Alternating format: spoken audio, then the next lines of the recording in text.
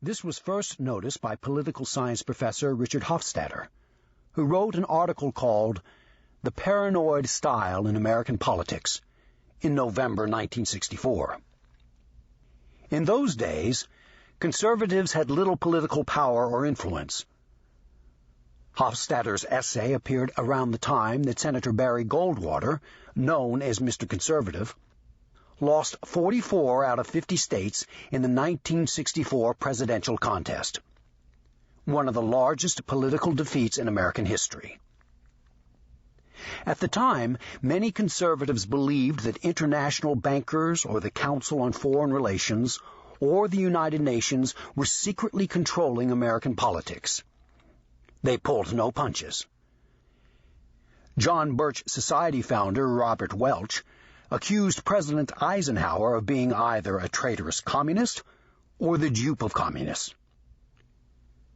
Today it is mostly liberals, anti-war crusaders, European intellectuals, and paleo-conservatives who truck in conspiracies. Many of these out-of-power activists have come to believe that a small band of neocons have made a puppet of the president, that the collapse of the Twin Towers was an inside job, and so on. Though Hofstadter was writing about what he called the radical right, his words today could best describe the Michael Moore left. Events since 1939 have given the contemporary right-wing paranoid a vast theater for his imagination, full of rich and proliferating detail, replete with realistic cues and undeniable proofs of the validity of his suspicions. The theater of action is now the entire world, and he can draw not only on the events of World War II, but also on those of the Korean War and the Cold War. Any historian of warfare knows it is in good part a comedy of errors and a museum of incompetence. But if for every error and every act of incompetence one can substitute an act of treason, many points of fascinating interpretation are open to the paranoid imagination.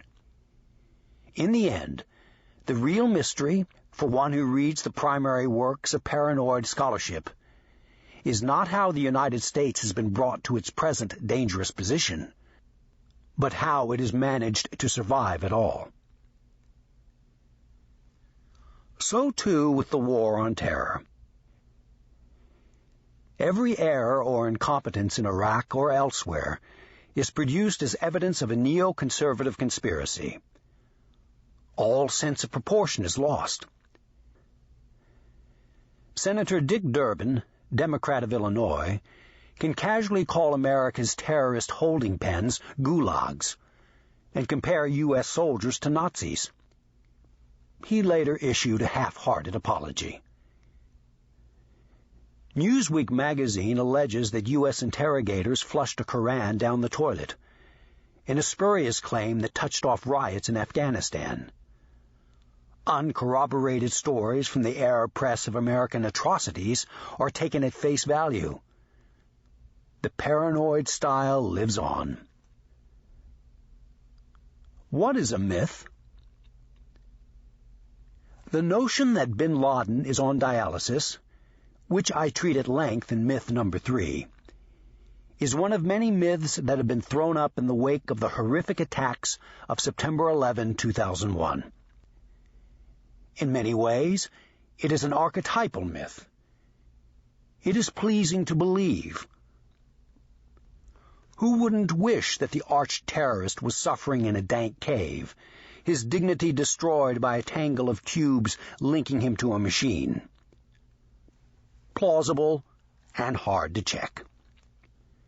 Like so many urban legends of the War on Terror, it has now been so often repeated that everyone knows it must be true. But it isn't. For our purposes, a myth is a statement of seeming fact about the War on Terror that has become part of the conventional wisdom and is provably false. I have concentrated on myths that are widely believed by fair-minded people and ignored the more fevered and obscure conspiracy theories. I have also ignored contentions involving other people's motives, such as that Bush invaded Iraq to avenge his father, that might well be untrue, but are impossible to test. The many presidential memos that might shed light on the question will not be declassified for decades.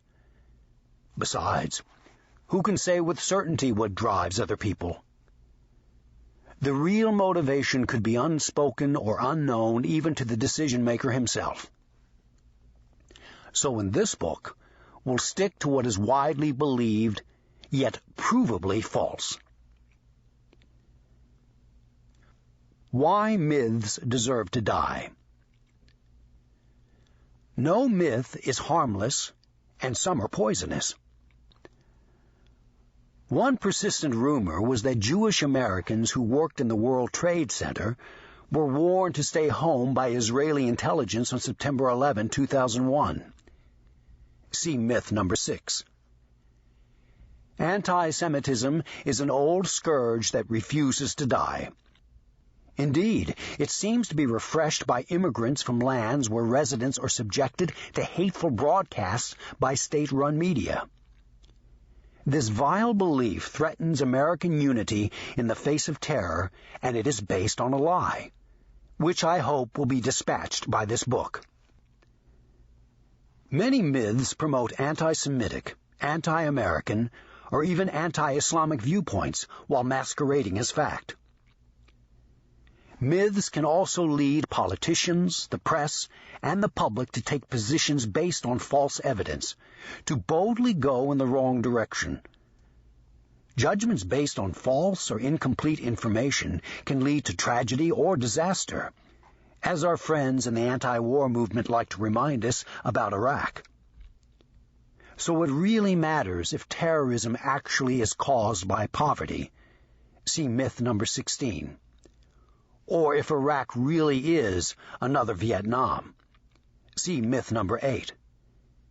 Because enormous decisions will be made on or against these beliefs. The investigation.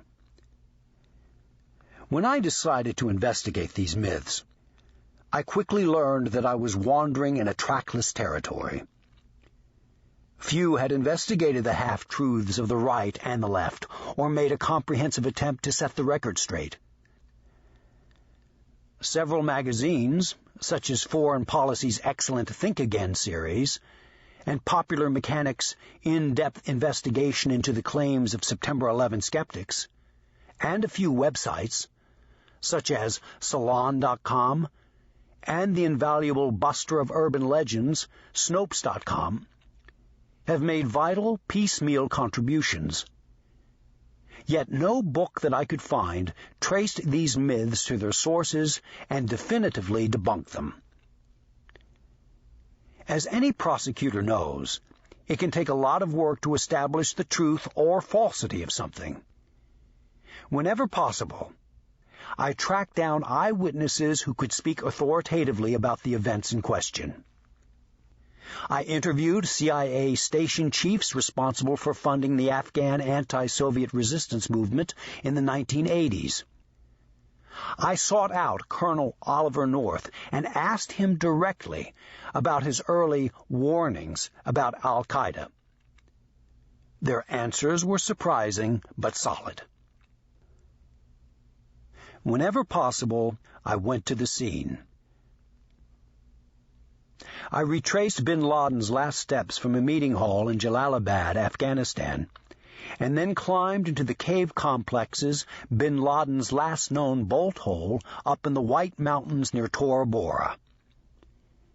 In Baghdad, in 2003, I interviewed Paul Bremer and WMD hunter David Kay in the strange tranquility of the Green Zone. I also traveled to Brussels, Cairo, Dubai, Khartoum, Kuwait City, Kabul, London, New York, Paris, and Washington, D.C. Sometimes it doesn't take a trip around the world to debunk a myth, just a stroll down the street. In government libraries, I surveyed tens of thousands of pages